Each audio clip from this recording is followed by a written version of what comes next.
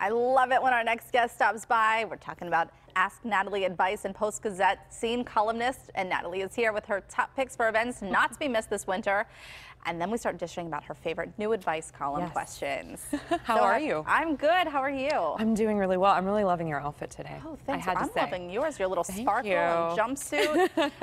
But I know you keep a full wardrobe because you're Yes. busy. A lot of events to get to this winter. Yes. Including the Food Pantry Brunch Challenge. I love a good brunch challenge. I know, right? And I love this one. The Northside Common Ministries are doing this on January 25th at the New Hazlitt Theater on the North Side.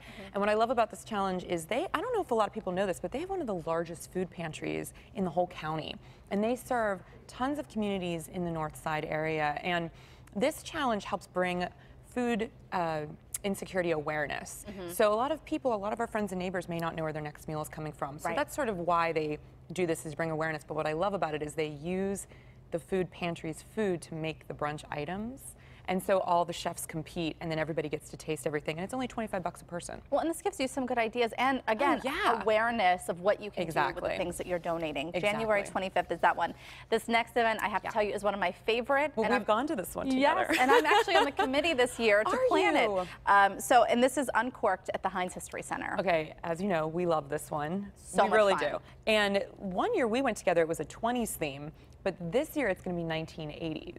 So much fun. And I just tell you, Heather, my hair is naturally meant for this era because this takes a lot of time to straighten it. So I'm really going to just let it happen on its own for this event. I'm really looking forward. 1,500 people. They take over the whole museum, dance party. You know, it's just a great time, and it kind of breaks up the winter. Right. They have a band, a DJ, tons a lot of food things planned for it. Yes, it's a lot of fun, and I am ready for my crimper. Oh, I can't wait to see your outfit. Next up is Roses and Thorns at the Pittsburgh Opera. Yes, who knew that the opera would throw, I think, the best fashion event of the whole year. And it's really amazing. This year they're mixing it up with Lila Rose, the designer, as well as Choices Boutique from Shady Side. And then they're also going to have their costume designer from the opera. And I don't know if you've ever seen some of these costumes up close, but they're insanely beautiful. So they do a really amazing runway show, mixing up all of the sort of modern look and the theater looks. And of course, everybody comes dressed to this event. So I love the people watching as much as the runway show, and that's March 9th at the headquarters in the Strip District. Awesome. Okay, so now we want to get to your advice column. Yes. You always have such interesting questions. I really appreciate everybody that writes in because they really send me some deep stuff. Yeah. Okay, so these are two of your latest. The first one writes, Dear Natalie, my boyfriend lost his job about 2 months ago and he was devastated. We lived together, so I was picking up the slack while he looked for another position, but lately I've noticed that he hasn't really been looking at all. I come home from work, he's on the couch watching movies or playing video games. The apartment's messy, he's not cooking. What should I do? I love him, but I can't take much more of this. I mean, in my opinion, I just feel like this is when you have one of those heart-to-heart conversations where you lay it out, the reality of what's going on here. And, you know, at one point in the question, she says that he remarked that he didn't want to just look for any old job because certain jobs were beneath him. So I think what he's really doing is creating excuses so he doesn't necessarily have to continue to look for a job in his field, and I think he's taking advantage of her. And I told her that. I said, if you've been taking care of all of the bills, you now know you can support yourself on your own. So if you need to give him the boot so he can figure out what's going on in his life, that may be a little tough love that he needs. And let the cards fall where they may. Wow, not holding back, Natalie. I don't see you putting up with that, though, either. Oh, no. Okay, so I like this question, too, because this really goes back to hard topic and how you handle things, even later in your stages of marriage. Lucy, our beloved dog of 12 years, recently passed. The writer goes on to say that they didn't agree on putting the dog down mainly because of the cancer diagnosis. But the wife winds up getting 2 dogs. The husband comes home and sees 2 dogs in the house. Yes. So she decides to foster 2 dogs without telling him. And he wasn't ready to get another dog. He wasn't ready. And you know, when you have a pet, I mean, it's like a family member. Some people, their grieving process is different, right? And maybe somebody in the family needs more time to grieve and to sort of be without any pets in the home and kind of resettle the energy.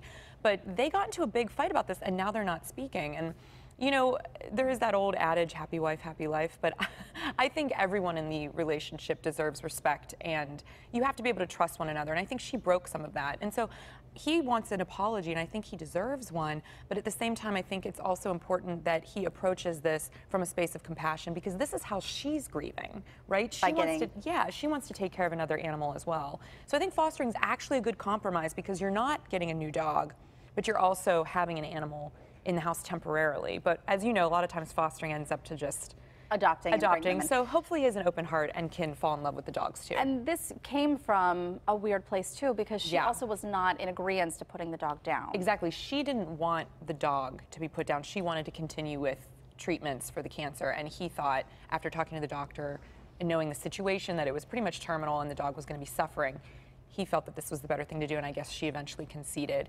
And so this is the thing with marriages and with relationships in general. It all comes down to compromise and what can you live with and what can't you. And if you become at an impasse, you really need to sit down and discuss, like, what is it that makes us tick as a unit, and how can we get back to that place?